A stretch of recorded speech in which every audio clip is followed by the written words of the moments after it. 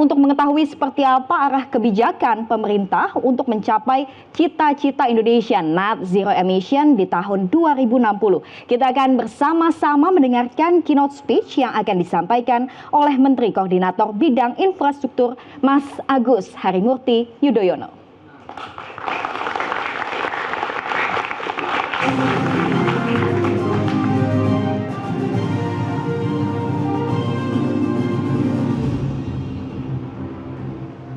Assalamualaikum warahmatullahi wabarakatuh. Salam sejahtera untuk kita semua. Shalom, Om Swastiastu, Namo Buddhaya, salam kebajikan.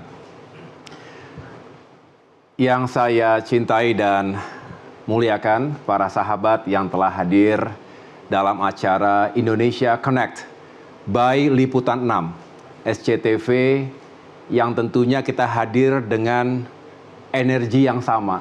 Kita ingin Indonesia kita semakin maju. Dunia kita juga semakin maju tentunya. Dan yang akan kita diskusikan hari ini tentu sangat mendasar.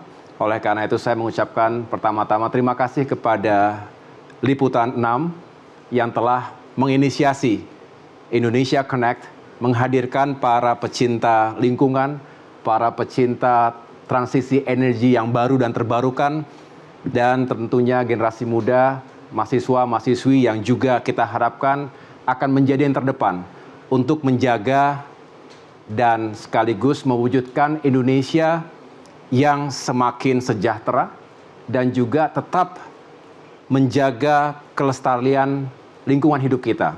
Toward a sustainable and prosperous Indonesia adalah menjadi tema utama hari ini.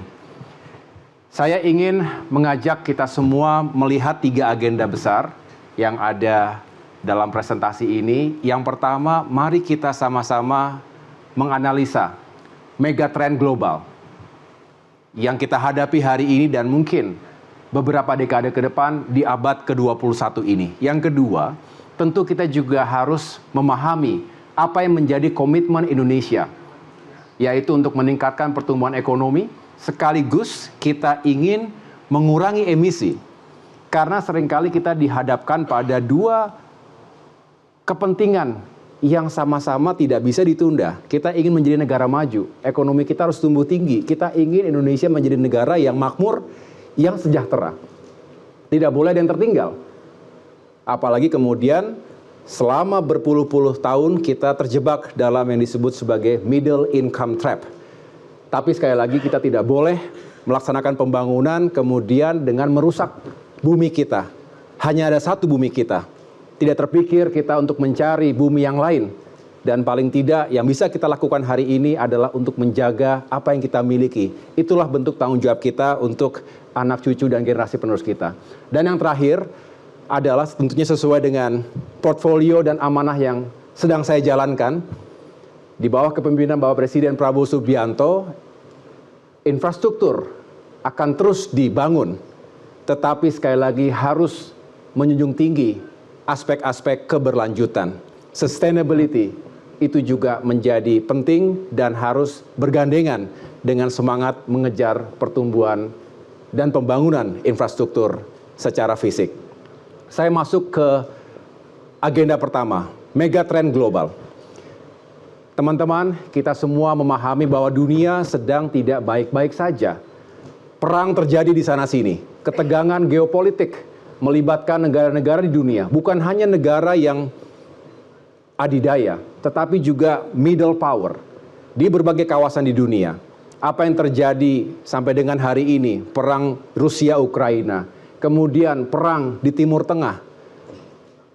Belum lagi ketegangan-ketegangan geopolitik yang terjadi di kawasan Indo-Pasifik, Asia-Pasifik, termasuk Asia Tenggara. Thailand dengan Kamboja misalnya. Dan Indonesia adalah negara yang tentunya ingin menjadi bagian dari stabilitas dunia. Padahal kita berada di salah satu kawasan yang sangat strategis di antara 2 jalur maritim utama dunia. Dan kita bisa membayangkan dampak-dampak ekonomi yang bisa ditimbulkan akibat perang dan ketegangan geopolitik tersebut. Jadi ini penting untuk bisa memahami bahwa memang Indonesia juga harus selalu bisa menjawab tantangan hari ini dan ke depan. Geoeconomy juga sangat dinamis. Kebijakan Presiden Trump dalam tarif dan perdagangan dunia ini juga menimbulkan banyak sekali ketidakpastian dan kejutan-kejutan. Belum lagi kita dihadapkan pada pertentangan dua kekuatan besar di dunia, Amerika Serikat dan Tiongkok. Rivalry yang bisa jadi berujung pada konflik, bahkan tidak menutup kemungkinan adanya konflik yang melibatkan militer. Dan yang jelas dari situasi-situasi yang terjadi itu kembali kita melihat adanya the rise of multipolar world. Dunia yang kemudian menjadi multipolar. Apakah ini baik? Apakah ini justru menimbulkan banyak ketidakpastian baru? Mari kita lihat bersama-sama ke depan. Yang jelas Indonesia sebagai negara non-blok, sebagai negara yang juga bertanggung jawab, ingin menjadi solusi. Kita bisa menjadi honest broker dan menjaga perdamaian dan keamanan di kawasan Asia Tenggara. Saya lanjutkan.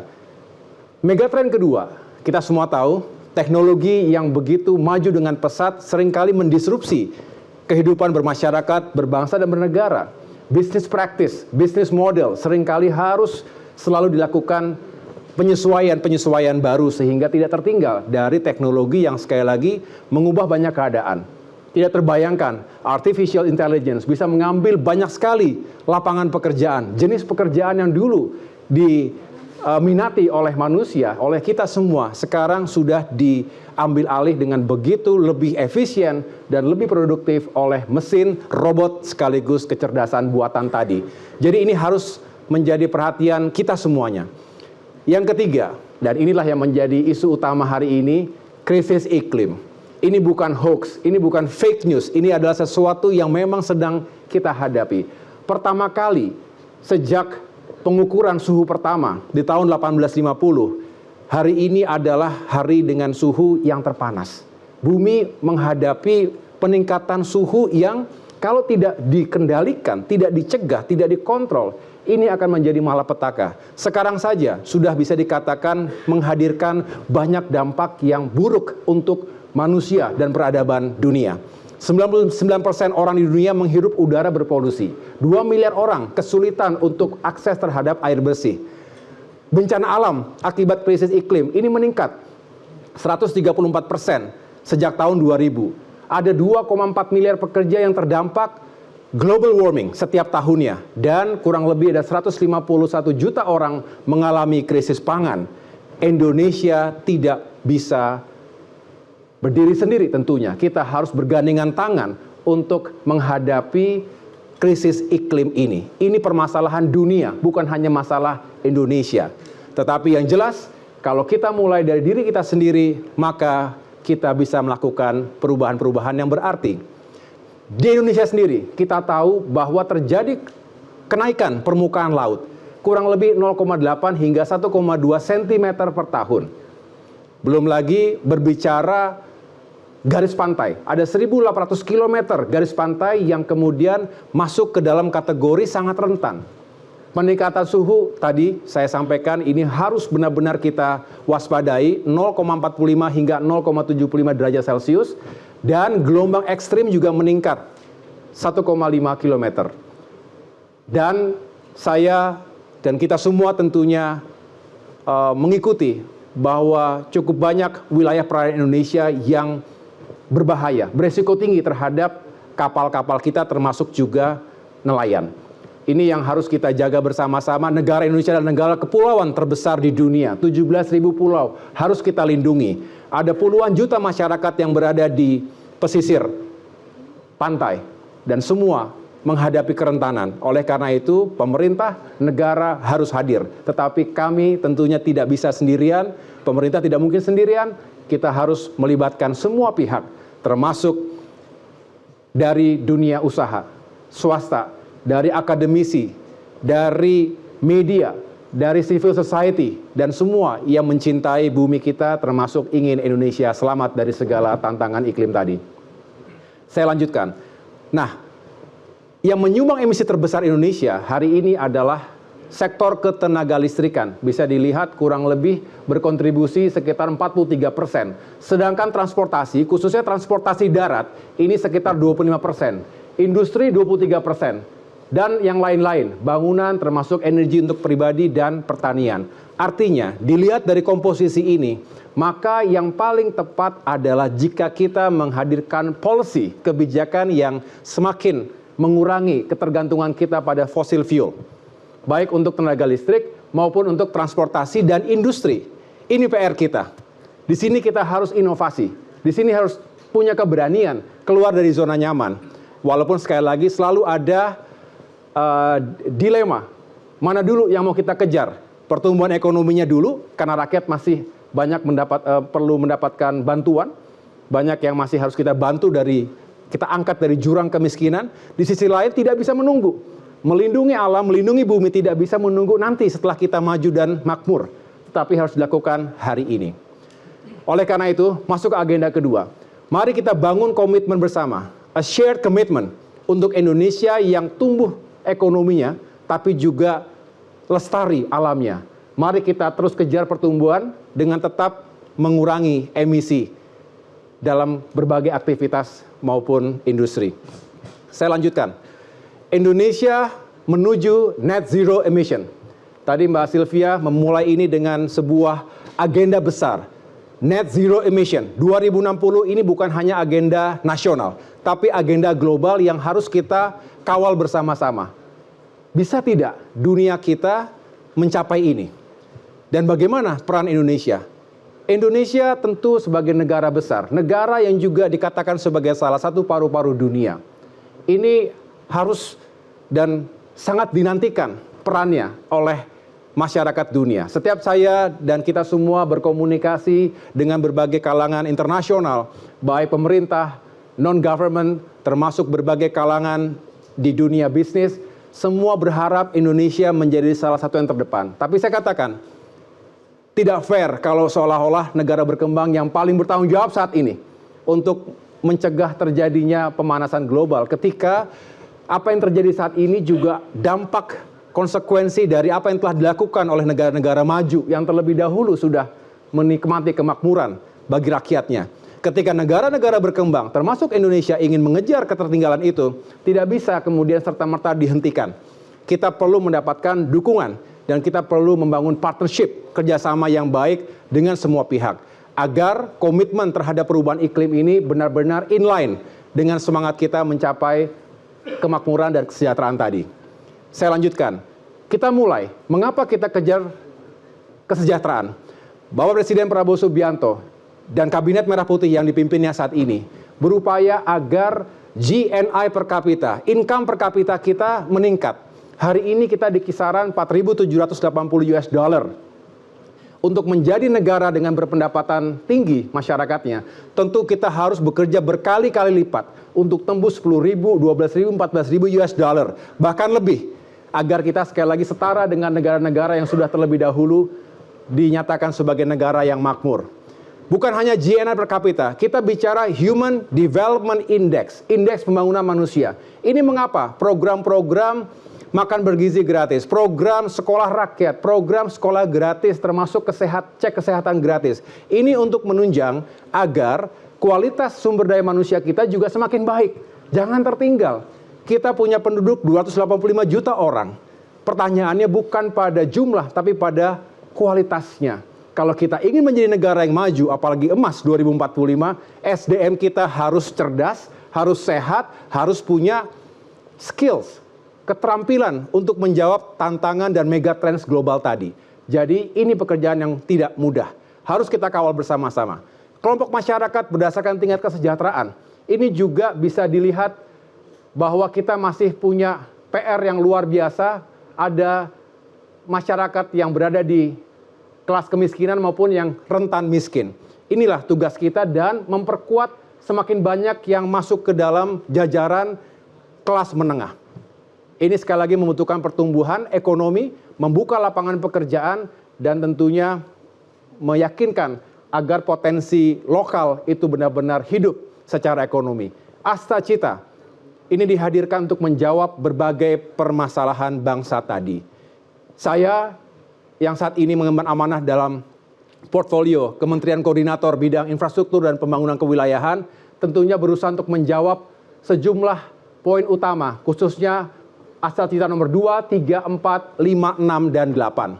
Di sini kita harapkan bahwa infrastruktur tidak dibangun hanya sekedar untuk membangun jalan, jembatan, bendungan, dan tanpa dampak yang langsung dirasakan oleh masyarakat. Tetapi sebaliknya, setiap infrastruktur harus berdampak secara langsung. Dan ini yang harus kita sukseskan bersama. Pertama, pertumbuhan ekonomi yang tinggi, bahkan hingga mencapai 8%. Yang kedua, swasembada pangan. Kemarin saya baru dari Lombok Barat, Nusa Tenggara Barat. Saya datang ke sebuah lokasi revitalisasi irigasi untuk mengairi kurang lebih 3.000 hektar sawah bagi masyarakat petani khususnya. Tersentuh, terenyuh ketika mendengarkan suara hati para petani kita yang sangat genuine. Mereka hanya berharap bahwa sawah-sawahnya bisa dialiri. Ketika kekeringan, mereka tetap masih bisa berproduksi. Indeks pertanaman bisa meningkat dari yang sekali dalam setahun menanam bisa menjadi 2 bahkan 3 kali panen. Ini adalah tugas kita semua. Kalau para petani tidak kita pikirkan, lalu siapa lagi? Dan kita akan sangat kesulitan karena swasembada pangan, ketersediaan beras, padi, saya ulangi, jagung dan lain sebagainya, itu sangat membutuhkan produktivitas para petani kita. Lahannya harus disiapkan, pupuk, bibitnya juga harus tersedia, dan distribusi logistik dari dari sawah-sawah tadi menuju ke titik distribusi, termasuk juga pasar pada akhirnya. Ini juga harus disiapkan, infrastruktur jalannya. Kemudian distribusi di tempat-tempat yang tadi saya sampaikan ini juga harus terus disiapkan secara fisik. Inilah yang dinamakan dengan upaya bersama untuk mencapai swasembada pangan. Swasembada energi, ini juga menjadi kekuatan yang harus dimiliki oleh bangsa kita. Ketika perang terjadi, negara-negara yang merupakan negara produsen minyak bumi misalnya, ini tentu akan mengendalikan harga minyak dunia. Kita bagaimana?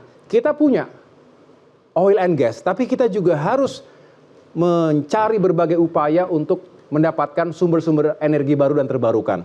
Swasembada air, kita tahu ini juga menjadi masalah yang mendasar. Jangan sampai ada masyarakat yang kekeringan, tidak memiliki sumber air bersih dan juga berpengaruh pada masyarakat, terutama anak-anak kita yang harus tumbuh dengan gizi dan juga air yang bersih.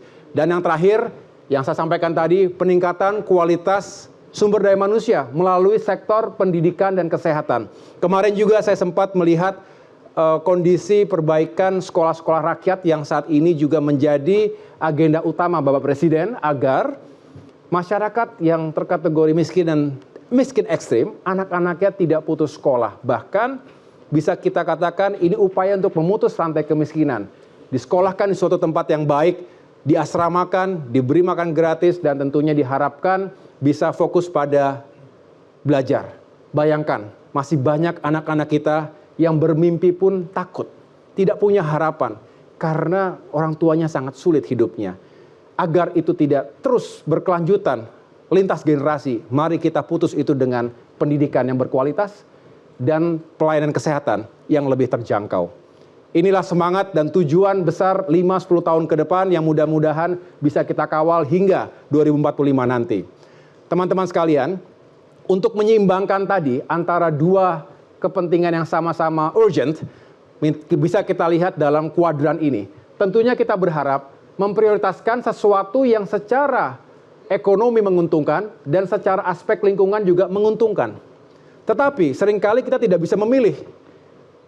Saya ulangi, seringkali kita harus memilih satu di antara yang lain. Oleh karena itu ada langkah-langkah mitigasi. Ini kita sesuaikan dengan konteks ruang dan waktunya.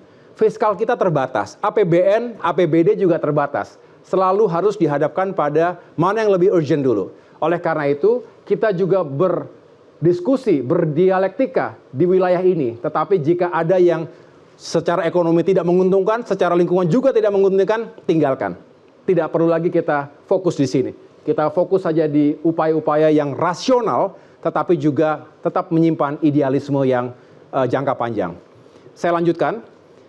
Bapak Ibu sekalian, bisa disederhanakan bahwa apa yang kita lakukan hari ini, pembangunan itu harus selalu diorientasikan pada upaya membuka lapangan pekerjaan.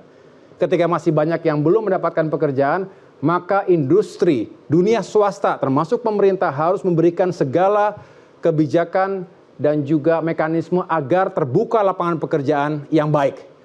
Mereka yang sudah sekolah, sudah kuliah bahkan, harus segera terserap ke lapangan pekerjaan yang formal dan layak. Yang kedua, propur, kita harus menghadirkan kebijakan yang berorientasi dan sekaligus berpihak pada masyarakat yang tidak mampu, masyarakat miskin. Ini adalah keadilan sosial. Ini bukan hanya masalah ekonomi, tetapi mari kita buktikan bahwa kemerdekaan itu real untuk semua. Dan yang ketiga, boleh tepuk tangan? Yang ketiga adalah pro pertumbuhan, growth. Tetapi jangan hanya kita mengejar pertumbuhan tinggi. Ingat, ada sejumlah daerah, saya bicara dan berkeliling ke berbagai daerah, ada sejumlah daerah yang pertumbuhan tinggi. Tapi ironisnya, kemiskinan juga meningkat. Artinya gap, disparitas antara yang punya dengan tidak punya, ini menjadi makin besar. Nah, negara tidak boleh abai. Ingat bahwa pasal 33 yang juga mengamanatkan kepada kita bahwa semua kekayaan yang terkandung di bumi kita, air kita, itu sebesar-besarnya untuk kemakmuran masyarakat. Semua, for all. Infrastruktur juga untuk semua. Tidak boleh hanya memprioritaskan mereka yang sudah sebetulnya sangat mapan, sedangkan yang infrastruktur dasar, yang sangat dibutuhkan, para petani tadi, yang hanya mengharapkan ada irigasi, ada saluran yang bisa mereka gunakan setiap saat, jalan desa yang cuman mungkin nggak lebar-lebar amat begitu, itu bisa digunakan untuk membawa hasil panennya. That's it, itu saja sebetulnya. Nah, kita harus fokus ke sana. Jadi saya mengajak kita semua untuk selalu bertanya, apa bentuk infrastruktur seperti apa yang bisa berdampak langsung pada masyarakat luas.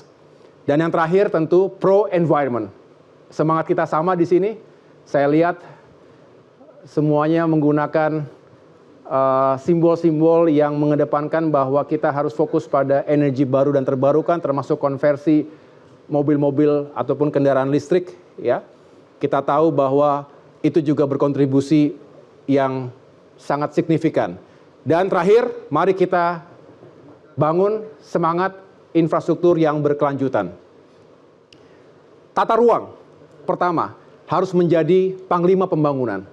Kami saat ini sedang mengawal yang namanya One Spatial Planning Policy, kebijakan satu tata ruang, sebagai komplement dari kebijakan satu peta, One Map Policy. Tanah kita nggak semakin banyak, segitu-gitu saja, betul ya? Sedangkan penduduk kita makin banyak. Kepentingannya juga semakin, kebutuhannya juga semakin banyak.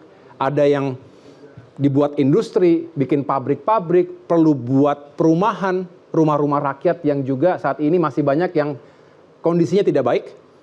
Yang itulah mengapa kita ingin memperbaiki, merenovasi, dan membangun rumah-rumah yang murah. Kemudian juga kebutuhan kita untuk tetap menjaga produktivitas pertanian. Artinya lahan-lahan sawah juga harus tetap dilindungi. Jangan semua terkonversi menjadi pabrik, menjadi kawasan industri. Jadi banyak sekali kepentingan harus kita atur. Kalau tidak diatur, tumpang tindih.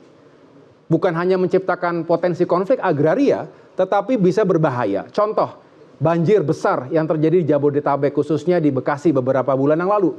Itu bukan hanya karena terjadi peningkatan air laut, banjir rob, satu hal yang membahayakan. Tetapi ketika apa yang terjadi di hulu, itu terjadi bisa dikatakan penyalahgunaan tata ruang yang harusnya tidak ada bangunan fisik, tidak ada konkret, tidak ada jalan, kemudian akhirnya terjadi pembangunan yang kemudian membuat masalah pada serapan atau resapan air. Belum lagi upaya untuk menormalisasi sungai-sungai kita. Jadi apa yang ada di hulu, di tengah, dan di hilir, ini semua harus dipastikan ramah lingkungan. Ini baru perencanaan dan pembangunan yang bertanggung jawab. Ini melibatkan banyak sekali pemerintah daerah karena pemerintah pusat tidak mungkin sendirian. Yang kedua, nah ini, pengembangan infrastruktur konektivitas yang rendah emisi.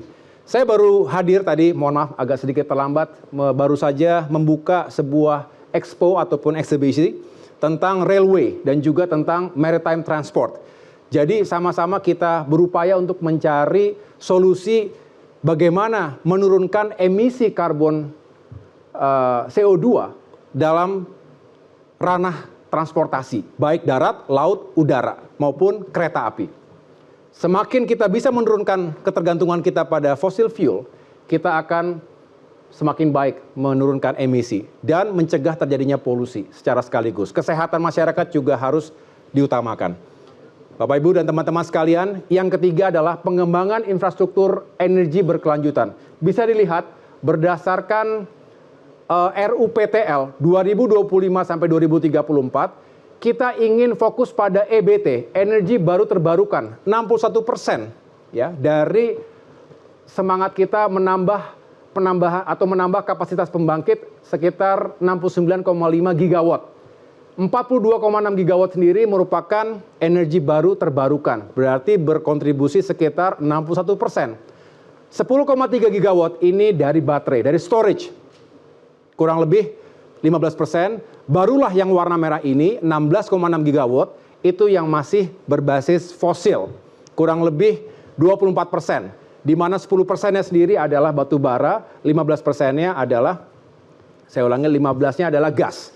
Nah, inilah yang sedang kita upayakan 10 tahun ke depan sehingga bisa dikatakan akan double up dari kapasitas listrik hari ini sekitar 75 gigawatt. Nah, mudah-mudahan ini bisa kita wujudkan selain kita menambah 2 kali lipat, tapi juga secara signifikan bertransisi dari yang tadinya serba fosil, didominasi oleh fossil fuel, kemudian sekarang lebih pada energi baru terbarukan, di mana batu bara semakin kecil dan kita perlu terobosan-terobosan termasuk menggunakan surya, tenaga surya. Inilah yang sedang kita kawal bersama-sama, termasuk melalui regulasi yang semakin menjawab tantangan tadi. Yang keempat, pembangunan infrastruktur yang berketahanan iklim. Teman-teman, kita tahu Indonesia tanpa terdampak global warming, termasuk juga krisis iklim, Indonesia sudah berada dalam sebuah kawasan yang memang rentan. Rings of fire, kita tahu setiap kali gempa bisa terjadi, bahkan tsunami. Mudah-mudahan Indonesia selalu terlindung.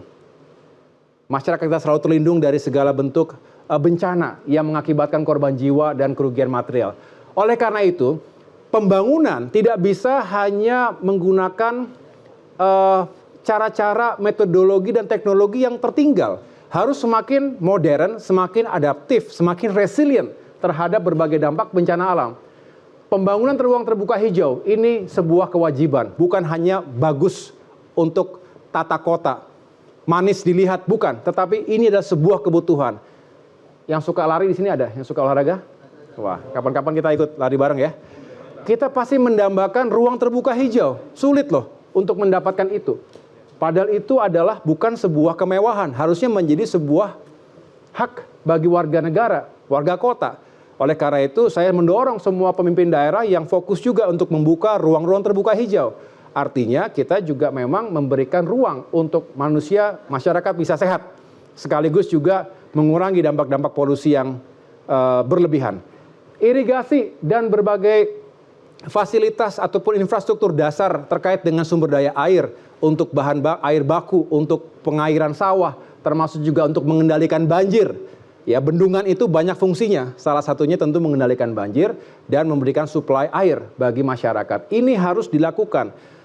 Bayangkan Jakarta, tempat kita berada ini, ada bagian pantai utara Jakarta yang land subsidence. Tanahnya berkurang 10 cm per tahun.